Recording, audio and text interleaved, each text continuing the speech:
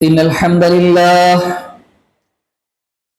لله نحمده ونستعينه ونستغفره ونؤمن به ونتوكل عليه ونعوذ بالله من شرور أنفسنا ومن سيئات أعمالنا من يهده الله فلا مضل له ومن يضلله فلا هادي له واشهد ان لا اله الا الله واشهد ان محمدا عبده ورسوله ارسله بالحق بشيرا ونذيرا اما بعد فان خير الحديث كتاب الله وخير الهدي هدي محمد صلى الله عليه وسلم وشر الامور محدثاتها وكل محدثة بدعة وكل بدعة ضلالة وكل ضلالة في النار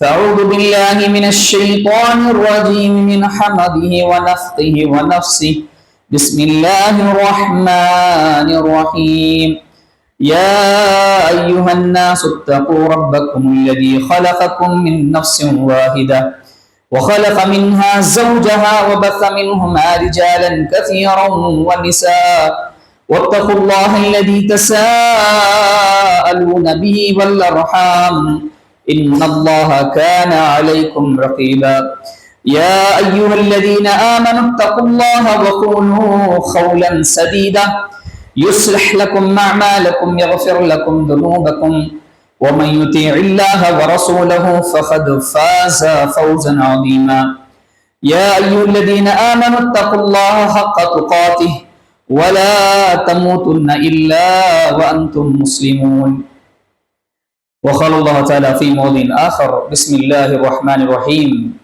قد أفلح من تزكى وقال الله تعالى في موضع آخر يا أيها الذين آمنوا قوا أنفسكم وأهليكم نارا سبحانك لا علم لنا إلا ما علمتنا إنك أنت العليم الحكيم رب اشرح لي صدري ويسر لي أمري واحلل عقدة من لساني يفقهوا قولي رب يسر ولا تؤثر وتمم بالخير رب زدني علما اللهم آمين معزز مکرم قابل صد احترام بزرگان محترم باوقار و ذی شعور نوجوانان اسلام عفت و عزت معاب پردہ نشین خواتین امت ہر قسم کی تعریف و توصیف کبریائی بڑائی اسی خالق کائنات مالک ارض و سما کے لائق و زیبا ہے جس نے ہم اور آپ کو ان گنت ولا تعداد نعمتوں سے سرفراز فرمایا اور اس کا بے انتہا فضل و شکر ہے کہ اللہ رب العزت نے اس ماہ مبارک میں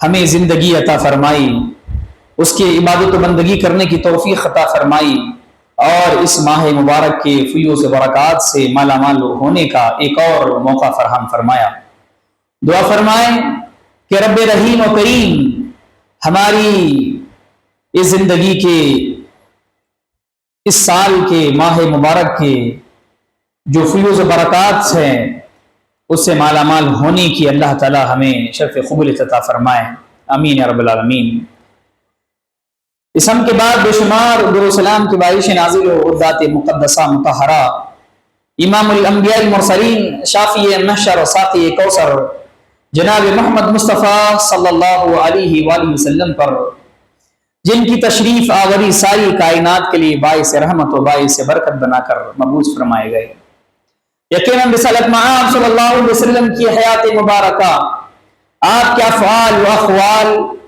آپ کے کردار ہماری کامیابی و کامرانی کا اہم ترین ذریعہ ہے دنیا کا کوئی بھی انسان اس وقت تک کامیاب و کامران نہیں ہو سکتا جب تک کہ رسالت مآب صلی اللہ علیہ وسلم کی زندگی کو اپنی زندگی میں آئیڈل و نمونہ نہ بنا لیں یقیناً رسالت مآب صلی اللہ علیہ وسلم کی حیات مبارکہ ہماری کامیابی و کامرانی کا ضامن ہے اور ہمیں چاہیے کہ ہم اپنے آپ کو امت محمدیہ کہتے ہیں تو ہمیں چاہیے کہ ہم امت محمدیہ کے ہونے کے اعتبار سے نبی کریم صلی اللہ علیہ وسلم کی فرامین پر عمل کرنے کی کوشش کریں ویسے نبی کریم صلی اللہ علیہ وسلم کی حیات مبارکہ کو آپ کی شخصیت کی تعریف نہ آپ کی حیات مبارکوں کو الفاظ کی بندشوں میں باندھا جا سکتا ہے. بس ہمارے لیے ضروری ہے کہ جب بھی رسالت مآب صلی اللہ علیہ وسلم کا نام آئے ہم درود و سلام پڑھیں، درود بھیجا کریں. ان اللہ ملائکۃ یصلون علی النبی یا ایھا الذین آمنوا صلوا علیہ وسلموا تسلیما اللهم صل علی محمد. حاضرین جمعہ، میں نے آپ کے سامنے قرآن کریم کی اہم ترین دو آیت کریمہ رکھی ہے اور آپ کے سامنے موضوع بھی آ چکا ہے. موضوع ہے اصلاح نفس، اس کے اسباب. دیکھیں، ایک انسان اپنی ذات کے اعتبار سے اپنے اندر دو طرح کی اصلاح کی بہت اشد ضرورت ہوتی ہے. اپنے اندر دو قسم کی اصلاح کی بہت ضرورت ہوتی ہے. جب تک آپ ان اصلاح پر، آپ اس کی تبدیلی پر غور نہیں کریں گے، اس وقت تک آپ کامیاب نہیں ہو سکتے. ایک انسان ذاتی طور پر دو اصلاح کا جو حامل ہے، ایک ہے ظاہری اصلاح اور ایک ہے باطنی اصلاح. ایک ہے ظاہری اصلاح اور ایک ہے باطنی اصلاح. آپ اس کو ظاہری پاکی بھی کہیں، باطنی بھی پاکی کہیں. ظاہری طور پر آپ دیکھیں، ہم نے کہا ہر کوئی انسان اپنے ظاہر کی بے انتہا فکر کرتا ہے. تقریباً اللہ ماشاء اللہ 90% لوگ آپ کو ملیں گے جن کو سب سے زیادہ اپنے ظاہر کی بے شمار فکر ہوتی ہے اور اپنے ظاہر کو بنانے سنوارنے میں بے شمار وقت لگا دیتے ہیں، چاہے مرد ہو کہ عورتیں. اور سجانے سنوارنے کے اعتبار سے مرد سے کہیں زیادہ عورتیں آپ کو مل جاتی ہیں جو سجانے سنوارنے میں، اپنے آپ کو بہتر بنانے میں آئینے کے سامنے ایک ہی گھنٹے اپنے وقت کو ضائع کر دیتی ہیں. ہونا تو یہ چاہیے یقیناً انسان اپنی ظاہری تبدیلی پر بھی غور کرے، ظاہر کو بھی چینج کریں. لیکن میں کہوں تو یہ جانا ہوگا جہاں ظاہر کی تبدیلی کے طور پر اپنے ظاہر کی اصلاح کے لیے ہم اتنی کوششیں کرتے ہیں، اس سے کہیں زیادہ انسان کو چاہیے کہ اپنے ظاہر سے زیادہ اپنے باطن کی فکر کرے.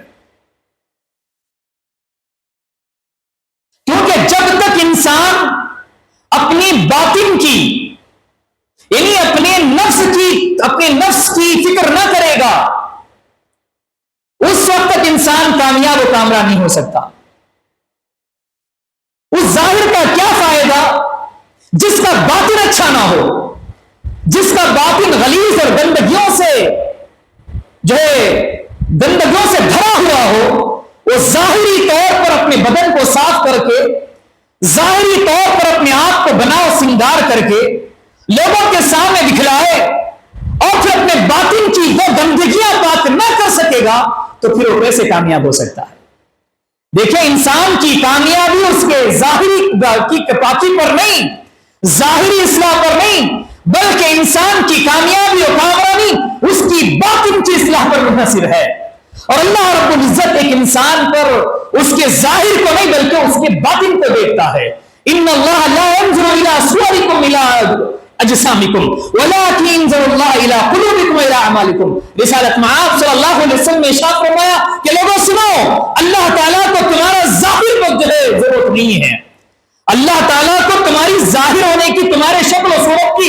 ان اللہ لا ينظر الى صورکم والى اجسامکم.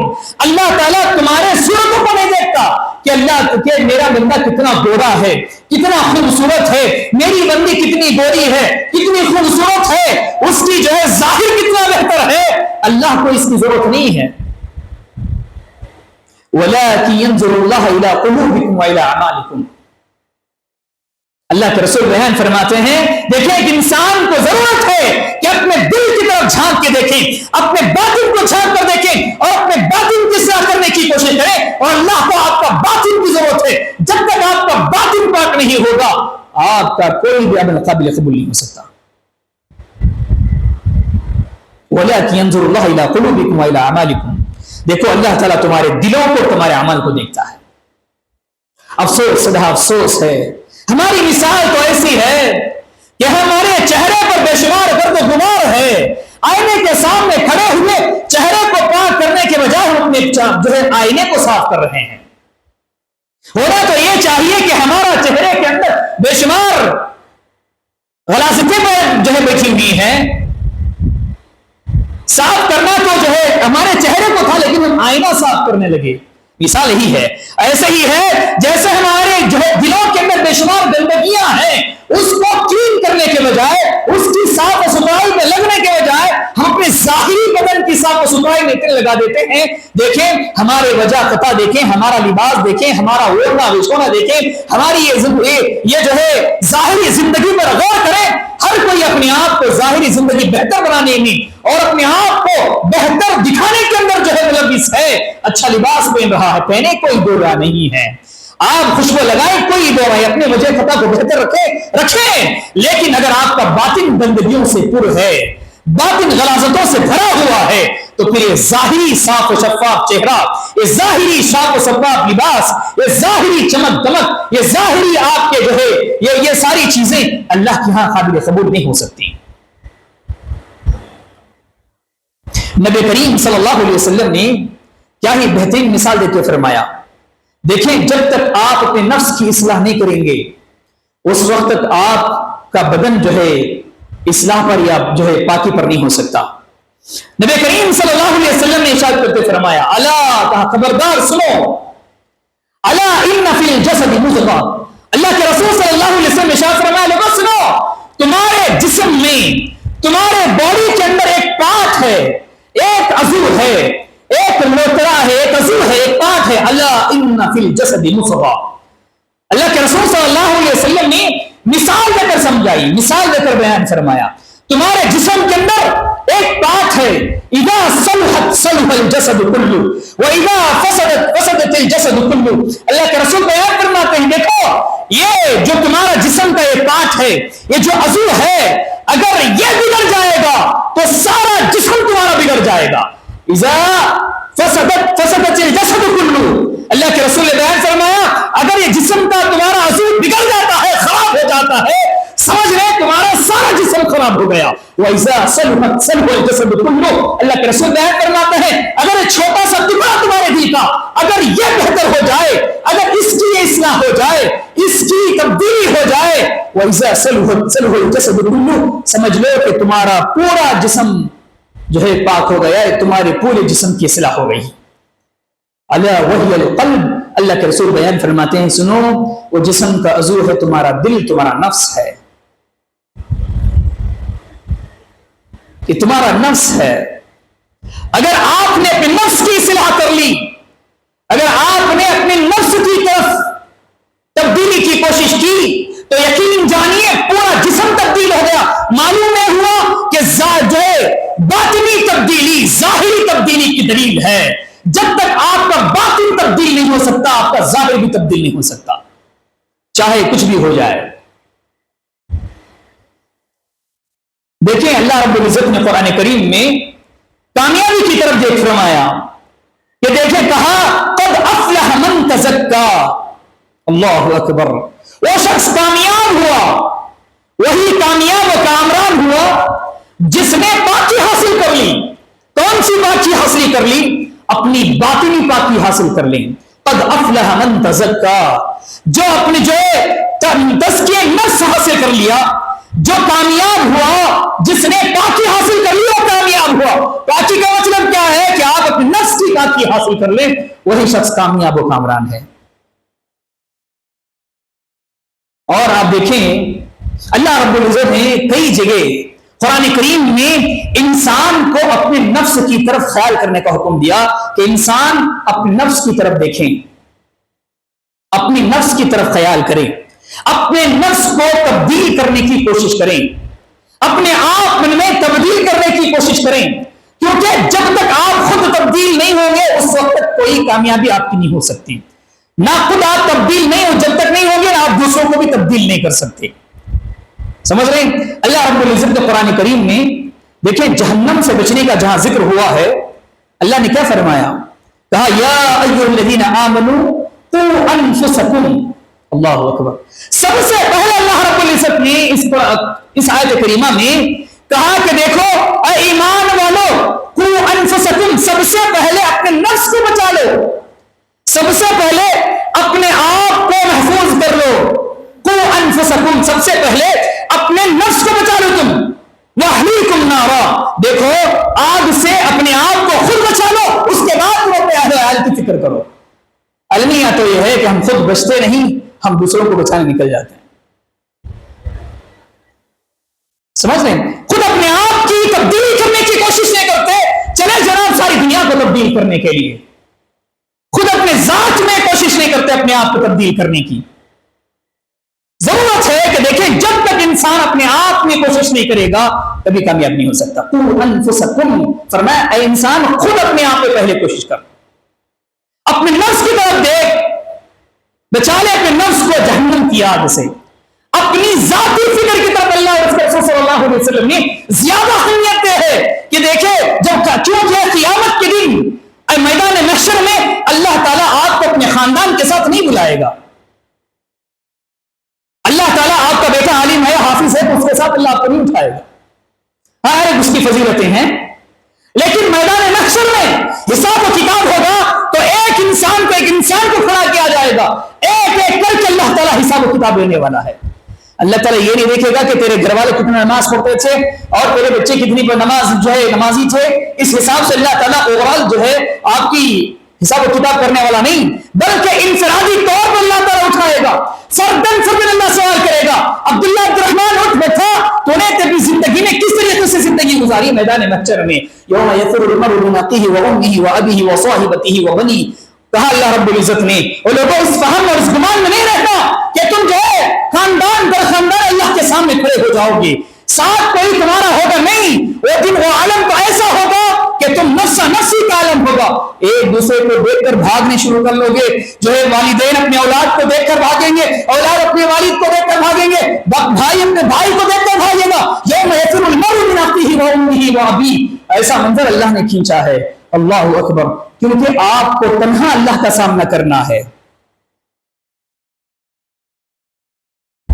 تنہا اللہ کا سامنا آپ کو کرنا ہے. سمجھ رہے ہیں؟ اللہ اکبر.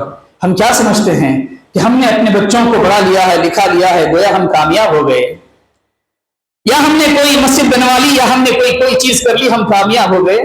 ہرگز نہیں ہے. آپ جانتے ہیں رسالت مآب صلی اللہ علیہ وسلم نے حضرت فاطمہ الزہرا رضی اللہ تعالی عنہا، اللہ اکبر فرمان جائیں، اللہ کے رسول صلی اللہ علیہ وسلم اپنی دختر نیک اختر فاطمہ رضی اللہ تعالی عنہا سے مخاطب ہو کر فرماتے ہیں، یا بنتی فاطمہ، اے میری بیٹی فاطمہ سن لے، سلیری من مالی ما شئتی، اے میری بیٹی فاطمہ دنیا میں جو چیز مجھ سے مانگ لینا مانگ لینا، میں تجھے عطا کر سکتا ہوں. لیکن دیکھ اس فہم میں، اس گمان میں، یہ حسن ظن میں نہیں رہنا کہ تیرا باپ رحمت عالم ہے، تیرا باپ خاتم النبیین ہے، تیرا باپ امام الانبیاء ہے، تیرا والد جو ہے ساری کائنات کا امام ہے.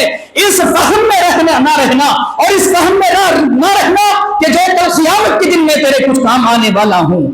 اللہ کے رسول بیان فرماتے ہیں، بیٹی سے شاہ فرماتے ہیں، اے میری بیٹی فاطمہ کچھ مانگ لینا ہے تو مانگ لے لے، لیکن لا یغنی عنک من اللہ شیئا. دیکھ یاد رکھنا کل قیامت کے دن میں تیرے کچھ کام نہیں آؤں گا، میں تیرا کچھ کام نہیں آ سکتا.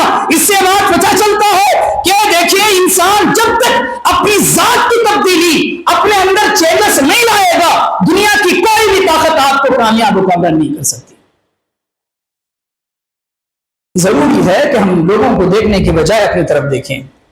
اور اللہ رب العزت نے قرآن کریم میں اسی طرف اشارہ کرتے فرمایا کہ ان اللہ لا یغیر ما بقوم حتی یغیروا ما بانفسہم. اللہ رب العزت نے کیا بہترین انداز میں شاید کرتے فرمایا، لوگوں سنو کہ اللہ تعالیٰ اس قوم کی حالت اس وقت تک نہیں بدلتا جب تک وہ اپنی حالت کو بدلنے کی کوشش نہ کرے.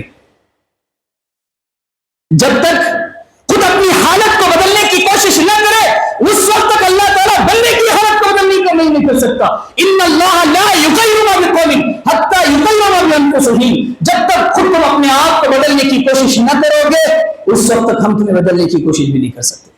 اللہ اکبر. بدلنے کی تم کوششیں کرو. اگر تم اللہ کے پاس کہو گے اللہ تو میرا حال دیکھ، اللہ کہے گا بندے تو بھی اپنا حال دیکھ. دیکھیں کوئی بیماری ملوث ہو گئے ہیں، ڈاکٹر آپ کو جو ہے تجاویز کرتا ہے، آپ کو ایڈوائز کرتا ہے کہ آپ اس طریقے سے زندگی گزاریں. آپ کی بیماری کے لیے جب تک آپ اپنے لائف اسٹائل کو چینج نہیں کریں گے، اپنے آپ کو جب تک چینج نہیں کریں گے، اس وقت تک آپ کی بیماری نہیں جا سکتی ہے کہ نہیں؟ دیکھیں دنیاوی اعتبار سے بدنی طور پر کوئی بیماری ہے، جب تک اپنے آپ کو چینج نہیں کر سکتا اس وقت تک کوئی بیماری آپ کی شفا نہیں ہو سکتی. تو بھلا بچنا ہے ہم اپنے آپ کو جب تک تبدیل نہیں کریں گے اس وقت تک ہمارے نفس کی تبدیلی نہیں ہو سکتی، جب تک بھی ہم تبدیل نہیں ہو سکتے. اصلاح نفس ہے نا، یہ دل جو ہے نا اس کی اصلاح بہت ضروری ہے، اس کی اصلاح بہت ضروری ہے. جب تک اس کی اصلاح نہیں ہو سکتی، یہ بات یاد رکھیں ہم بھی ہماری اصلاح نہیں ہو سکتی ہے. اور اللہ رب العزت نے قرآن کریم میں انبیاء رسول کو بھیجنے کا مقصد بھی بیان فرمایا کہ دیکھیں جو انبیاء رسول آئے تھے لوگوں کی دلوں کی تبدیلی کے لیے، ان کے دلوں کی نفس کی پاکی کے لیے اللہ رب العزت نے بھیجا گیا تھا. ہاں آپ جانتے ہیں کہ اللہ رب العزت نے انبیاء رسول کو بھیجنے کے مقصد کو بھی کئی سارے بیان فرمایا ہے. هو الذي بعث في النبيين رسولا منهم يتلو عليهم آياته ويزكيهم ويعلمهم الكتاب والحكمة. اللہ اکبر. اللہ رب العزت نے اس آیت کریمہ میں انبیاء رسول کے بھیجنے کی مبعوث کرنے کے مقصد کو بیان فرمایا کہ کیوں اللہ رب العزت نے انبیاء رسول کو دنیا کے اندر بھیجا تھا. ایک اور جگہ اللہ نے بیان فرمایا کہ اللہ تعالیٰ نے لوگوں کو معبودان باطلہ سے روک کر، طاغوت سے روک کر اللہ کی وحدہ لا شریک کی عبادت کی طرف بلائے. ارے اعبدوا اللہ واجتنبوا الطاغوت، تاکہ لوگ اللہ کی عبادت میں جو ہے مشغول ہو جائیں، اگر اللہ کی عبادت چھوڑ دیں. لیکن اللہ رب العزت نے یہاں اس آیت کریمہ میں انبیاء رسول کو مبعوث کرنے کے مقصد کو بیان کرتے فرمایا هو الذي بعث في الأميين رسولا منهم يتلو عليهم آياته ويزكيهم ويعلمهم الكتاب والحكمة. ويزكيهم کا مطلب جانتے ہیں کہ اللہ وہ ہے جس نے نبی کو جو ہے رسول کو بھیجا ہے. تم نے کیوں بھیجا ہے؟ تاکہ وہ تمہیں پاک کر سکے. یزکیہم تمہیں تبدیل کر سکے، تمہاری پاکی ہو سکے انفرادی طور پر. سمجھ لیں، نفس کی اصلاح کر سکے، تمہاری نفس کی اصلاح کر سکے. اس لیے ضروری ہے میرے عزیز، دیکھیں جب تک آپ خود اپنی اصلاح نہیں کرو گے، یہ جو خود اپنا نفس ہے اس وقت تک آپ کی تبدیلی نہیں ہو سکتی. اللہ رب العزت نے حضرت موسیٰ علیہ السلام کو فرعون کی طرف بھیج رہے تو اللہ نے اذهب الى فرعون انه طغى فقل هل لك الى ان تزكى. اللہ رب العزت نے حضرت موسیٰ علیہ السلام کو فرعون کی طرف بھیج رہے تھے تو اللہ نے یہ نصیحت کر فرمایا ہے موسیٰ اذهب الى فرعون انه طغى، اے موسیٰ جائے آپ فرعون کے پاس، وہاں سرکش بن چکا ہے، بڑا مغرور متکبر بن چکا ہے. فقل هل لك الى ان تزكى، جائے ذرا نصیحت کرے شاید کہ پاکی حاصل کر سکے، شاید کہ اس کے اندر کچھ تبدیلی آئے، شاید کہ اس کے اندر کچھ چینجز آئے. اس غرض سے اللہ رب العزت نے حضرت موسیٰ علیہ السلام کو بھیجا تاکہ وہ اپنے نفس کی پاکی حاصل کر سکے. اللہ اکبر. دیکھیے یہ انسان کا جو نفس ہے، جب تک آپ اس پر کام نہیں کریں گے، جب تک آپ اس پر تبدیلی کی جو ہے کوشش نہیں کریں گے، یقین جانیے آپ ظاہر کتنی بھی آپ جو ہے تبدیلی کی کوشش کریں آپ کی تبدیلی نہیں ہو سکتی. ظاہری طور پر اپنے آپ کو کتنا بھی بنانے سنوارنے کی کوشش کریں، ظاہری طور پر تم بہتر بننے کے لوگوں کے سامنے اچھے کرنے کی کوشش کریں، ہو سکتا ہے کہ ظاہری طور پر آپ اچھے لگ جائیں، ظاہری طور پر آپ لوگوں کو بہتر لگیں، لیکن رب کائنات کے سامنے آپ کا ظاہر میں آپ کو باطن کے طور پر اللہ تعالیٰ فیصلے کرے گا. اور جانتے ہیں اللہ تعالیٰ کے بعد جو فیصلے ہوں گے آپ کے ظاہر پر نہیں بلکہ آپ کے باطن سے فیصلے کیے جائیں گے.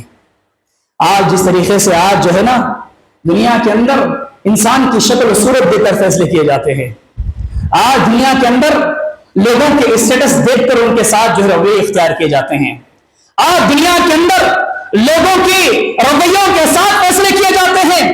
کوئی ایماندار ہے اس کے ساتھ الگ فیصلہ، کوئی جو خوبصورت ہے اس کے ساتھ الگ رویہ. لیکن یہ بات یاد رکھیں اللہ کا قانون ایسا ہے کہ اللہ کا قانون وہ ہے ان اللہ علیم بذات الصدور، اللہ کی ذات وہ ہے جو تمہارے دلوں کو جاننے ہونے والی ہے، اور اللہ کے پاس فیصلے کا معیار، اللہ کے پاس فیصلہ کرنے کا جو اصول و ضابطہ ہے، اللہ کے پاس فیصلے کرنے کے جو ٹرمز اور کنڈیشنز ہے، وہ تمہارا ظاہر نہیں بلکہ تمہارا باطن ہے۔ جب تک تمہارا باطن بہتر نہیں ہوگا اس وقت تک بھی اللہ تعالیٰ آپ کا فیصلہ بہتر نہیں کر سکتا۔ یہ ضرورت ہے۔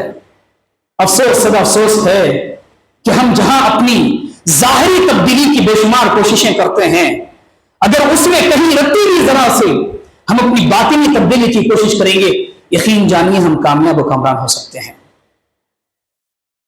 ان باتوں سے آپ کو اندازہ مل گیا ہوگا کہ انسان کے ظاہر اور باطن میں سب سے زیادہ اہمیت کے حامل جس کو تبدیل کرنی ہے وہ انسان کا باطن ہے، انسان کا ظاہر نہیں۔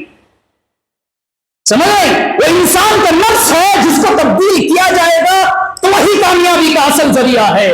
اگر اس کو تبدیل نہیں کریں گے، ظاہری طور پر آپ جو کچھ بھی کر لیں آپ کامیاب نہیں ہو سکتے۔ آئیے میں آپ کو مختصر طور پر ان اسباب کو دیتا چلوں جس کے اختیار کرنے سے انشاءاللہ ثم انشاءاللہ آپ کا باطن بھی تبدیل ہو سکتا ہے۔ انشاءاللہ آپ اپنی باطن کو تبدیل کر سکتے ہیں۔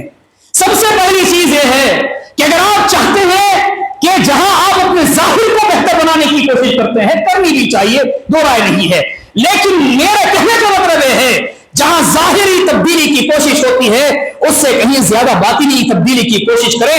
اس میں سب سے پہلی چیز باطنی تبدیلی کی کوشش میں جو بہتر، جو اہم ترین حصہ ہے وہ ہے اخلاص اور الہیت ہے، نیتوں کی درستگی ہے، نیتوں کو درست کرنا۔ جب تک آپ اپنی نیت کو درست نہیں کریں گے اس وقت تک آپ کا نفس اور آپ کی باطنی تبدیلی نہیں ہو سکتی، کیونکہ سارے اعمال کا انحصار، سارے کام کا منحصر صرف آپ کی یہ نیت ہے۔ وما امروا الا ليعبدوا الله مخلصين له الدين۔ اللہ کا قانون ہے کہ دیکھو اللہ کی عبادت اگر کرنی ہے اخلاص کے ساتھ کرو، دکھاوے کے ساتھ نہیں، نام و نمود نہیں، ریاکاری سے بچو، اپنے آپ کو دکھاوے کی عمل سے بچانے کی کوشش کرو۔ آج ہمارا المیہ دیکھو، خواتین بھی دکھانے کی جو ہے عمل میں لگی ہوئی ہیں، مرد حضرات بھی دکھا رہی ہیں، خواتین بھی جو ہے پردے کی پابندیاں، دکھانے کے لیے پردے کی پابندیاں، لوگ کیا کہیں گے؟ لیکن پس پردہ باطن دیکھیں ہماری خواتین کا، پردہ تو ہے لیکن پردے کے بعد ظاہر تو پردہ ہے لیکن باطن تو بے حیائیاں تو نہیں جاتی۔ علامہ الحفیظ کتنی ایسی خواتین نہیں ہیں میں آپ کو دکھلاؤں جو ظاہری طور پر تو باپردہ نظر آتی ہیں لیکن ان کا باطن تو اتنا بے حیا اور بدشرم ہے۔ علامہ الحفیظ کیا کریں جنہوں نے پردے کا جنازہ نکال دیا ہے۔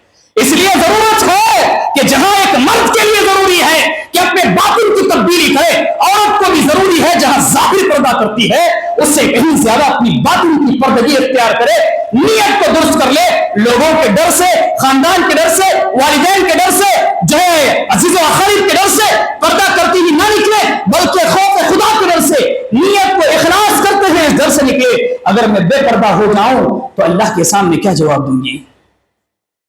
مردوں کو بھی چاہیے کہ جو مرد بھی جو ہے دکھاوے کے طور پر نماز کے لیے آئیں، لوگ کیا کہیں گے؟ رمضان مبارک کا مہینہ ہے، ابھی رمضان کے مہینے میں بھی نماز نہیں پڑھ رہا، رمضان کے مہینے میں بھی روزہ خوری کر رہا، رمضان کے مہینے میں بھی غلط حرکتیں کر رہا۔ اس ڈر سے کئی سارے لوگ جو ہے ان چیزوں سے بچ جاتے ہیں۔ تو لوگوں دیکھیں اگر یہ دکھاوے کا عمل رہا نا تو پھر یہ سارے روزے آپ کے منہ پہ مار دیے جائیں گے، یاد رکھیں آپ۔ سمجھ رہے ہیں؟ ماہ مبارک کے جتنے بھی اعمال ہیں دیکھیں اخلاص بہت ضروری ہے، اخلاص کے بغیر کوئی بھی عمل قابل قبول نہیں ہو سکتا، یاد رکھیں۔ کیونکہ انما الاعمال بالنیات، امام بخاری رحمہ نے سب سے پہلی حدیث جو باندھی ہے کتاب الایمان کی، نیت کی باندھی ہے، کہا انما الاعمال بالنیات، سارے اعمال کا دار و مدار، شریعت کے جتنے بھی اعمال ہیں، زندگی کے جتنے بھی اعمال ہیں، ان سارے اعمال کا دار و مدار نیتوں پر منحصر ہے۔ جب تک آپ اپنے دلوں کی نیت کو چینج نہیں کر سکتے، اخلاص آپ کے دلوں میں نہیں آئے گا، اس وقت تک آپ کا کوئی بھی عمل قابل قبول نہیں ہو سکتا، جب تک اس وقت تک آپ کی ذاتی اصلاح بھی نہیں ہو سکتی۔ سمجھ رہے ہیں؟ اخلاص ایسی چیز ہے اس کے بغیر آپ کی کامیابی نہیں ہو سکتی۔ کیونکہ اللہ رب العزت نے قرآن کریم میں نبی کریم صلی اللہ علیہ وسلم سے بات کہوائی، قل ان صلاتی و نسکی و محیای و مماتی للہ رب العالمین، اے نبی آپ کہہ دیں کہ دیکھیں میری نماز، میری قربانی، میری موت و حیات کس کے لیے ہے؟ اللہ کے لیے ہے، دنیا والوں کے لیے نہیں، آپ کے اڑوس پڑوس کے لیے نہیں، آپ کے گھر والوں کے لیے نہیں، آپ کے روزے آپ کے لیے ہے، دنیا والوں کے لیے تھوڑی ہے۔ کئی سارے لوگ یہ کہتے ہیں بھائی رمضان کے مہینے میں روزہ چھوڑ رہا، کیا بولیں گے کہ مسلمان ہے، کیا معلوم، رمضان کے مہینے میں بھی بیڑی پی رہا۔ ارے کچھ تو بے شرم ایسے بھی ہیں، ماہ مبارک میں بھی رمضان مبارک کی دھجیاں اڑاتے آپ کو بازاروں میں مل جائیں گے، ہوٹلوں میں بھی ملے گے، جائیں ذرا ہوٹلوں میں دیکھیں کہ ہمارے المیہ کیا ہے اس قوم کا، جس قوم کو اللہ رب العزت نے ایک ماہ اپنی ساری خواہشات اور اپنے سارے جذبات اور آپ نے اپنی بھوک و پیاس کو برداشت کر کے اس ماہ مبارک کی کامیابی زندگی کو بنانے کا اللہ نے جو حکم دیا، لیکن ہمارا مسلمان دیکھیں بازاروں کی زینت بنا ہوا ہے۔ دیکھیں اس لیے کہا کہ دیکھیں جب اصلاح ذات، اصلاح نفس اس وقت تک نہیں ہوگا جب تک کہ نیت کی درستگی نہیں ہوگی، اور نیت کی درستگی یہ ہے کہ میں جو بھی عمل کروں رب کی رضا کے لیے کروں گا، دنیا والوں کی رضا کے لیے نہیں۔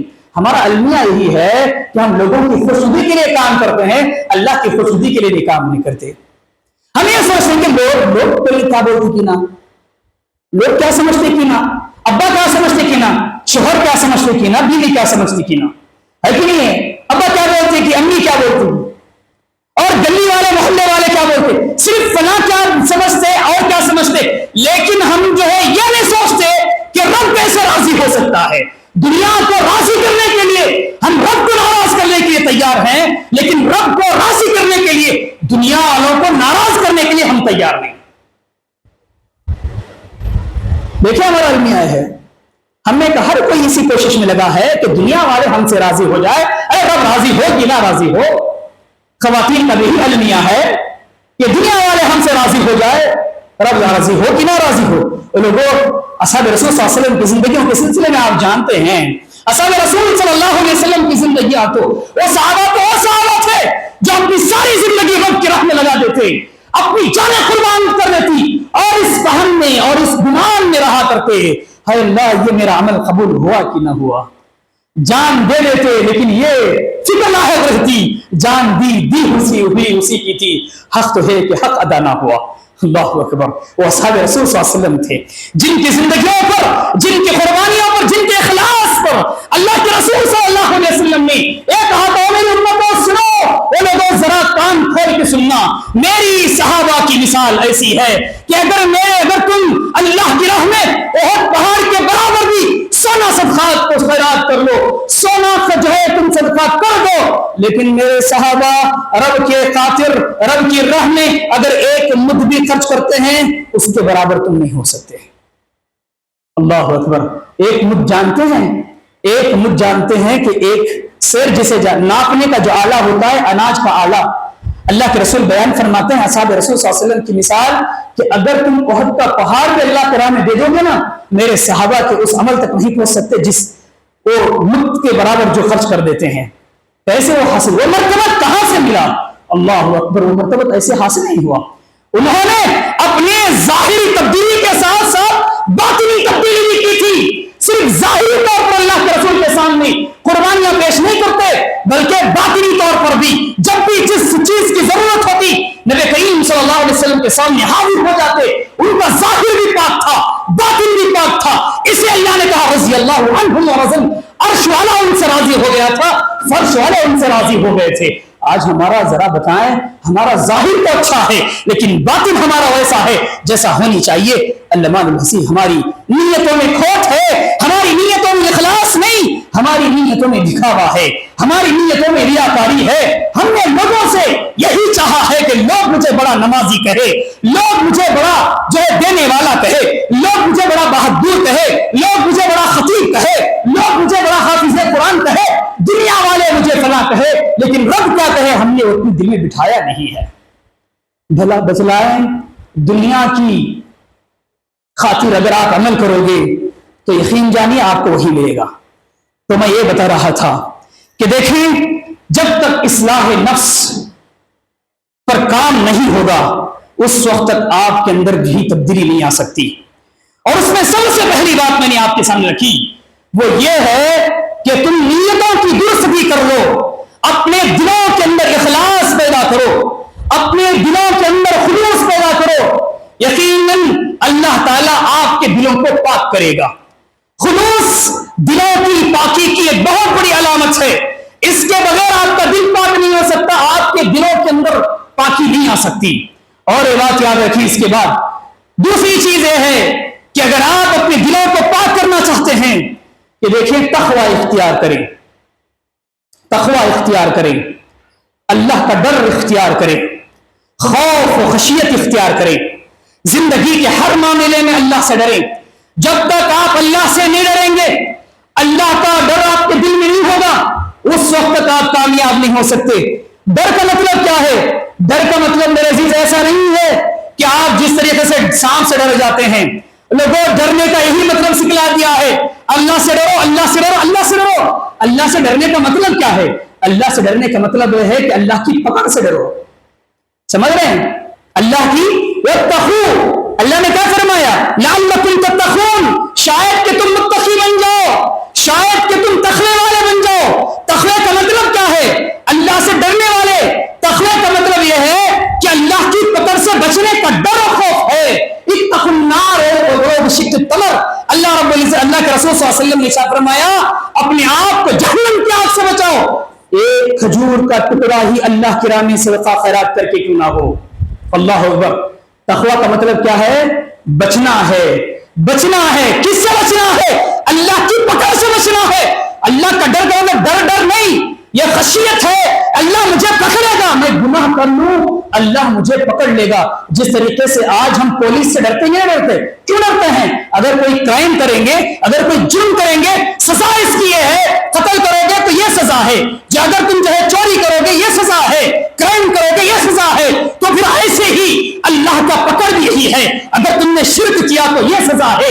اللہ کی سزا کے ڈر سے اپنے دامن کو بچاؤ، یہی تقوی ہے، یہی اللہ کا ڈر ہے، یہی خشیت ہے۔ میں آپ کو بتلاؤں، اللہ کے حضرت عمر بن خطاب رضی اللہ تعالی عنہ، عمر بن کعب رضی اللہ تعالی سے پوچھتے ہیں تقوی کسے کہتے ہیں، تقوی کا مطلب کیا ہے؟ حضرت عمر بن کعب رضی اللہ تعالی نے حضرت عمر بن خطاب سے پوچھا اما سلکت طریقا ذا شوک، اے عمر بتلاؤ کبھی تم کانٹوں کے راستوں سے تم گزرے ہو، کبھی خاردار راستوں سے تمہارا گزر ہوا ہے، کبھی تم جو ہے ایسے راستے سے گزرے ہو جہاں صرف کانٹے ہی کانٹے ہو؟ حضرت عمر بن خطاب نے کہا ہاں میں گزرا ہوں۔ فما عملت، عمر بن کعب نے پوچھا اے عمر تم نے اس وقت کیا کیا؟ شمرت واجتهدت، عمر بن خطاب فرماتے ہیں میں یہ کوشش کیا کہ کانٹوں کے راستے سے جب گزر رہا تھا میری کوشش یہ تھی شمرت واجتهدت، میں اپنے دامن کو کانٹوں سے بچتا بچاتا ہوا، اپنے پیروں کو کانٹوں سے بچتا بچاتا ہوا، کہیں وہ کانٹے میرے پیر میں چل نہ جائیں، کہیں وہ کانٹے میرے بدن کو تکلیف نہ دیں، میں بچتے بچاتے ہوئے خاردار راستے سے، کانٹوں دار راستے سے اپنے دامن کو بچتے بچاتے ہوئے نکل گیا۔ حضرت عمر بن کعب فرماتے ہیں عمر سن لے، کہا فذالک التقوی، تقوی اسی کا نام ہے، تقوی اسی کو کہتے ہیں کہ تو جس گلی میں، جس نگر میں، جس ڈگر میں، جس شہر میں، جس محلے میں تو زندگی بسر کر رہا ہے وہ محلہ شراب و شباب کے میخانے ہوں گے، عیائش آرائش و زیبائش کے جو ہے محلات ہوں گے، جو فحاشیزم ہوگا، فحاشی بے حیائی عام ہوگی، لوگ جو ہے عورتیں بے حیا گھوم رہی ہوں گی، عورتیں جو ہے فحشی کے کام ہوں گے، اور شباب و شباب کے میخانے کھلے ہوئے ہوں گے، زناؤں کے اڈے ہوں گے، فلم خانے ہوں گے، تھیٹر ہوں گی، جوؤں کے اڈے ہوں گے۔ جس محلے میں تم گزرتے ہو، جس جگہ سے تمہارا گزر ہوتا ہے، ان جگہوں میں یہ ساری چیزیں ہوں گے۔ عمر سن لے، ایسے جگہ سے اپنے دامن کو زنا سے بچاتے ہوئے، اپنے دامن کو، اپنے آنکھوں کو بے حیائی سے بچاتے ہوئے، اپنے آنکھوں کو، اپنے قدموں کو بے حیائی کے راستے پہ نہ لے جاتے ہوئے، اپنے دامن کو، اپنے ہاتھوں کو، اپنے مال کو جوے سے، رشوت سے، شراب و شباب کے میخانے سے بچاتے ہوئے بچا کے نکل جاؤ گے۔ فذالک التقوی، تقوی یہی ہے، تقوی اسی کا نام ہے۔ ہم نے کیا سمجھا ہے؟ نماز کے لیے آ جائیں، اللہ کا ڈر اختیار کریں، ہم نے ڈر لیا ہے۔ اور لوگوں اصل ڈر تو یہ ہے کہ مسجد کے باہر جائیں جب آپ ڈرے یہ اصل ڈر ہے.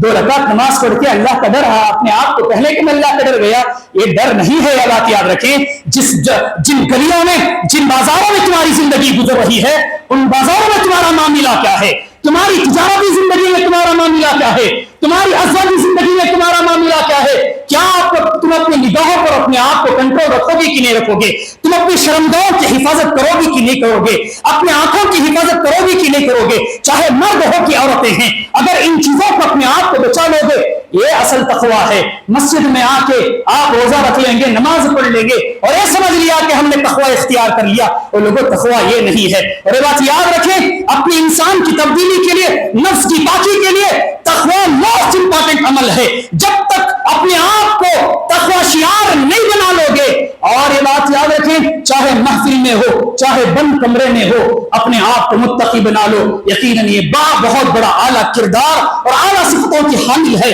اگر اس صفت سے متصف ہو جاؤ گے, یقیناً تم نے اپنے نفس کی اصلاح کر لی, نفس کی کامیابی تم نے حاصل کر لی. ہمارا المیہ تو یہی ہے کہ ہم لوگوں کے سامنے تو اللہ سے ڈرنے والے بن جاتے ہیں, جنت غفیر میں تو ہم اپنے آپ کو متقی بنانے کے لیے, متقی پیش کرنے کے لیے تیار ہو جاتے ہیں, لیکن بند کمرے میں تنہائی میں ہمارے پاس یہ چیز نہیں ہوتی. اس لیے ضرورت ہے, تقویٰ یہی ہے کہ آپ تنہائی میں کتنا اللہ سے ڈرتے ہیں. تقویٰ یہی ہے کہ بند کمرے میں آپ اللہ سے کتنا ڈرتے ہیں. تقویٰ یہی ہے کہ تجارتی زندگی میں تم دھوکہ دے سکتے ہو, تم جو ہے 100 روپے کا مال 1000 روپے میں بیچ سکتے ہو, 100 روپے کی چیز 1000 روپے میں جو ہے تم بیچ رہے ہو. اللہ کا ڈر آ گیا, تم جو ہے اللہ سے ڈر جاؤ گے. اگر اس پر آپ نے کامیابی حاصل کر لی تو سمجھ لے کہ آپ نے اپنے دل کی اصلاح کر لی ہے. اور آپ جانتے ہیں میرے عزیز, دل کے اصلاح کے سلسلے میں اور روزہ بہت بڑی اہمیت کا حامل ہے. سمجھ رہے ہیں, دلوں کی پاکی کے سلسلے میں یہ روزہ بڑی اہمیت کے حامل ہے. روزہ اللہ رب العزت نے کیوں بنایا ہے, کبھی ہم اور آپ نے سوچنے کی کوشش کی. ہماری زندگیاں 70 سال 60 سال 40 سال 50 سال گزر گئی, رمضان کے مہینے آتے گئے چلتے گئے, ہم نے کیا سمجھ لیا ہے کہ چلے صبح سحری کر لے شام تک بھوکے رہ جائیں, ہم نے صرف رمضان کا مہینہ جن گزر جائے گا ہم گزر جائیں گے. اللہ یہ بات یاد رکھیں, اگر آپ نے بس اسی نیت سے روزہ رکھی ہے, قیامت کا دن ہوگا اللہ تعالیٰ تمہارے روزے تمہارے بجھے منہوں پہ مار دے گا, کہے گا کیا وجہ کیا تھی کہ تم نے صرف 1 ماہ کے اندر بھوک و پیاس کو برداشت کرنے کے روزہ رکھا ہے. اپنی تبدیلی پیدا کریں. یہ روزہ سیلف چینجز کے لیے ہے, اپنی تبدیلی کے لیے ہے. اگر تبدیلی سے روزہ نہیں آ سکی, روزے سے تبدیل نہ ہو سکے, تو پھر اس روزے کا کیا فائدہ جس سے تم نے بھوک و پیاس برداشت کیا ہے. سمجھ رہے ہیں, اپنے دل کو تبدیل کریں. اللہ نے فرمایا لعلکم تتقون, یہ روزے یہ ہے کہ شاید کہ تم متقی بن جاؤ, شاید کہ تم جو ہے اپنی تبدیلی کرنے والے بن جاؤ, شاید کہ تمہارے اندر تبدیلی آ جائے. روزے کا مقصد یہ ہے. علامہ الحفیظ, ہم نے ماہ مبارک کو تو ہم نے روزے کا نہیں بلکہ ہم نے کھانے کا مہینہ بنا لیا. ذرا جائیں ہمارے بازار دیکھیں, ہمارے ہوٹلز دیکھیں, ہمارے سڑکیں دیکھیں, جہاں پر لوازمات کے انبار لگے ہوئے ہیں.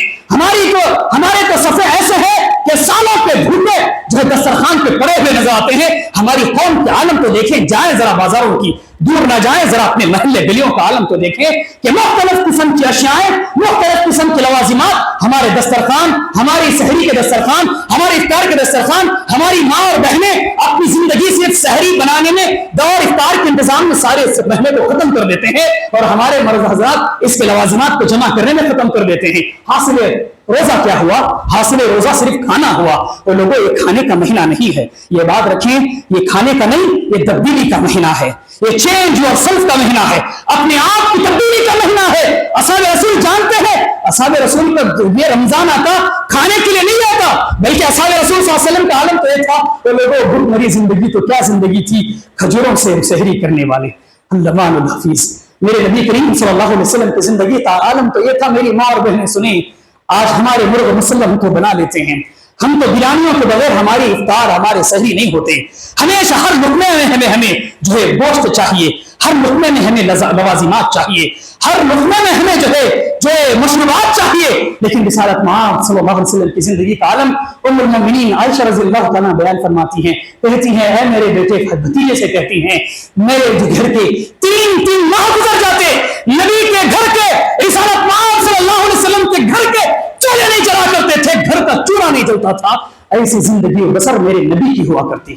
کھجور سے کبھی سحری کر لیے، کھجور سے کبھی افطار ہو گیا، کبھی جو ہے سوکھے سمڑے چمڑے سے گزارا ہو گیا، کبھی کوئی تحفت چیز کوئی دے دی تو اللہ کے رسول کا گزر بسر ہو گیا. لیکن ہمارا عالم تو ایسا نہیں ہے، ہماری سحریاں ہمارے افطار تو ایسا نہیں ہے. اور لوگوں سنو، یہ رمضان کا مہینہ کھانے کا مہینہ نہیں ہے، جس مہینے کو ہم نے کھانے کا مہینہ بنا دیا ہے، اس مہینے کو ہم نے لوازمات کا مہینہ بنا دیا ہے. کیا حاصل ہوگا اللہ کے پاس؟ اللہ دیکھنا چاہتا ہے میرا بندہ کس طریقے سے قربانیاں عطا کرے گا، کس طریقے سے قربانیاں پیش کرے گا. یہ مہینہ تمہاری تبدیلی کے لیے آیا ہے، ذاتی اصلاح کے لیے آیا ہے. جو سال بھر میرا بندہ زناکاری میں اور شراب نوشی میں یا جو سود کاری میں، جوا بازی میں، جھوٹ میں، لہو میں، غیبت میں، حسد میں، اللہ کی نافرمانی میں گزارا ہے، ایک ماہ ٹرین کر کے اللہ دیکھتا ہے، ایک ماہ اس کی تبدیلی کی اللہ کوشش کرتا ہے. آیا ایک ماہ کے اندر جو تبدیلی اس نے روزے کی حالت میں گناہوں سے جو یہ بچا ہے، روزے کی حالت میں جو اللہ کا ڈر اس نے اختیار کیا ہے، رمضان کا مہینہ ہونے کے بعد بھی ایسی زندگی اس کی ہوتی کہ نہیں ہوتی. یہ بات یاد رکھیں، جس طریقے سے رمضان مبارک کی آپ کی زندگی ہے ویسے ہی رمضان کے بعد بھی آپ کی زندگی ہے. یقین جانیے آپ بہت مبارکباد ہیں، آپ بڑے کامیاب ہیں کہ رمضان کے بعد بھی آپ کی زندگی ویسی ہے جیسے رمضان کے مہینے میں تھی. لیکن رمضان کے مہینے میں الگ اور پھر وہی رفتار بے ڈھنگی جو پہلے تھی اب بھی ہو، تو پھر یہ رمضان کا مہینہ آپ کو بھوک و پیاس کے علاوہ کچھ حاصل نہیں ہو سکتا. اسے اللہ کے رسول بیان فرماتے ہیں کچھ لوگوں کو اللہ تعالیٰ صرف ان کے بھوک و پیاس کے علاوہ کچھ حاصل نہیں ہو سکتا. وہ لوگوں اگر تبدیل نہ ہو سکو گے، یہ روزوں سے، یہ تقویٰ سے، یہ اپنے آپ کی ذات کی اصلاح نہیں ہو سکتی، تو کیا فائدہ اللہ کے پاس نماز روزے لے جا کے. آخری بات بتا کر اپنی بات کو ختم کر دوں. نبی کریم صلی اللہ علیہ وسلم نے ارشاد فرمایا، کہا اے میری امت کے لوگوں سنو. اللہ کے رسول صلی اللہ علیہ وسلم سوال کرتے ہیں صحابہ رسول سے. وہ کیا سوال ہے؟ کیا کہا کہ تم جانتے ہو میری امت کا سب سے مفلس انسان کون ہے؟ سب سے مفلس کنگال فقیر شخص کون ہے؟ کیا تم جانتے ہو؟ اللہ کے رسول صلی اللہ علیہ وسلم اصحاب رسول سے پوچھتے ہیں. اصحاب رسول نے کہا من لا درہم ولا دینار. اللہ کے رسول جس کے پاس دینار و درہم نہیں ہے ہماری امت کا وہی مفلس ہے. اللہ کے رسول نے کہا نہیں، میری امت کا مفلس کنگال فقیر وہ نہیں ہے جس کے پاس دینار و درہم نہیں، جائیداد نہیں، مال نہیں، وہ نہیں، بلکہ کل قیامت کی دن آئے گا بے شمار روزے لے کر آئے گا، بے شمار نمازیں لے کر آئے گا، بے شمار صدقات لے کر آئے گا، حج کر کے آیا ہوا ہوگا، کئی ساری نیکیاں کیسی پہاڑ کے برابر نیکیاں ہوگی، لیکن اس کے ساتھ ساتھ روزے بھی رکھے ہوں گے، نماز بھی پڑھی ہوں گی، لیکن اپنی زبان سے دوسروں کو تکلیف دیا ہوگا، ہاتھ سے ظلم کیا ہوگا، ناحق کسی کا مال کھایا ہوگا، کسی کو گالی دی ہوگی، کسی پر ظلم کیا ہوگا، جھوٹ سے کسی کو دھوکہ دیا ہوگا، جھوٹی کاروبار کیا ہوگا، دغا باز ہوگا، سرکش ہوگا، دھوکہ دہی زندگی گزارا ہوگا. وہ لوگوں کیا فائدہ جو ہے پہلی صف میں نماز پڑھ رہے ہیں، لیکن پہلی صف میں نماز پڑھ کے باہر جانے کے بعد آپ لوگوں کو دھوکہ دے رہے ہیں، آپ لوگوں کے ساتھ معاملات آپ کے جو ہے خراب ہو رہے ہیں، لوگوں کے ساتھ آپ کا معاملہ نہیں ہے، داڑھی تو لمبی ہے، جبے کبے میں ہے، ساری چیزیں ہیں، آپ کا لباس بھی اچھا ہے، پہلی صف کے نمازی بھی ہیں، روزے بھی ہیں، تہجد گزار بھی ہیں، لیکن اپنی زبان سے، اپنے ہاتھ سے، اپنے عادات و اختیار سے، اپنے کردار سے، چاہے مرد ہو کیا عورت بھی باپردہ گھوم رہی ہے، لیکن اپنی کردار سے لوگوں کو تکلیف دے رہی ہے، شوہر کی نافرمان کر رہی ہے، اور جو ہے دھوکہ دہی کی زندگی گزار رہی ہے. کیا کرو گے؟ اللہ منہ میں مارے گا، اللہ کہے گا کہ جو اس کے ساری نیکیاں اٹھا لو، ان لوگوں کو دے دو جن پر اس نے ظلم کیا تھا، جن کو گالی دی تھی، جس کا مال بے حق کھایا تھا. بھائی کا حق مار کے کھاؤ گے، اللہ تمہاری نیکیاں اٹھا کر تمہارے بھائی کو دے دے گا. بہت سارے لوگ جائیداد میں بھائیوں کا حق مار دیتے ہیں، سمجھتے ہیں روزے سے کیا ٹوٹتا، روزے میں کچھ کرے تو ٹوٹتا، نہیں کچھ ٹوٹتا، وہ سوالات ہوتے ہیں. لیکن یہ کس کو فکر ہے کہ جائیداد میں بھائی کا حق مار رہے ہیں، بہنوں کا حق مار رہے ہیں، تو کل قیامت کے دن کیا جواب ہوگے؟ اللہ کے رسول بیان فرماتے ہیں کہ ان کی ساری نیکیاں اٹھا کر اللہ تعالیٰ مظلوموں میں ڈال دے گا. جب ساری نیکیاں ختم ہو جائیں گی، اللہ ان کے گناہ لے کر پھر اس کو اوپر ڈال دے گا. اللہ کے رسول بیان فرماتے ہیں سنو، میری امت کا سب سے مفلس انسان ہی ہے، میری امت کا کنگال انسان ہی ہے، میری امت کا فقیر انسان ہی ہے. آیا تھا تو رب کے دربار میں نیکیوں کا پہاڑ لے کر، لیکن جا رہا ہے کنگال ہو کر اور گنہگار بن کر. کس کیٹیگری میں اپنے آپ کو دیکھنا چاہو گے؟ چاہے مرد ہو کہ عورت ہو. دیکھو یہ زندگی ملی ہے، بار بار نہیں ملے گی. یہ رمضان ہو سکتا ہے ہمارا آخری ہو، کس کو کیا معلوم کہ زندگی کی یہ سانسیں، یہ دل کی دھڑکنیں کب بند ہو جائے، کوئی گارنٹی دے سکتا ہے؟ وہ لوگوں وہ تھا لوگ 200 سال 100 سال جینے کی خواہشمند ہوا کرتے، لیکن آج یہ دور نہیں ہے. یہ دور صبح کب ہو رہی ہے، شام کب ختم ہو رہی ہے، کسی کو پتہ نہیں چل رہا ہے. ایسے دور میں اپنے آپ کو بہتر بناؤ، اپنی ذات کی اصلاح کرنے کی کوشش کرو. دوسروں کو نہ دیکھو کہ دوسرا نماز پڑھ رہا ہے کہ نہیں پڑھ رہا ہے، دوسرا کیا کر رہا ہے، نہیں، بلکہ اپنی خیال کرو کہ میں کیا کر رہا ہوں، میری ذاتی طور پر میرا کیا عمل ہے، ذاتی طور پر میں نے اللہ کو راضی کرنے والے کون سے اعمال کیے ہیں. یقیناً جب انفرادی تبدیلی ہوگی، اجتماعی تبدیلی کی دلیل انفرادی تبدیلی ہے. جب تک انفرادی تبدیلی نہیں ہو سکتی، اجتماعی تبدیلی کی دلیل جو ہے آپ خواہش بھی نہیں کر سکتے. اس لیے ضرورت ہے اپنے من میں ڈوب کر پاجا سراغ زندگی، اپنے من میں ڈوب کر پاجا سراغ زندگی. تو میرا بنتا نہ بن، اپنا تو بن. اللہ سے دعا کریں اللہ تعالیٰ مجھے اور آپ کو عمل کی توفیق عطا فرمائے.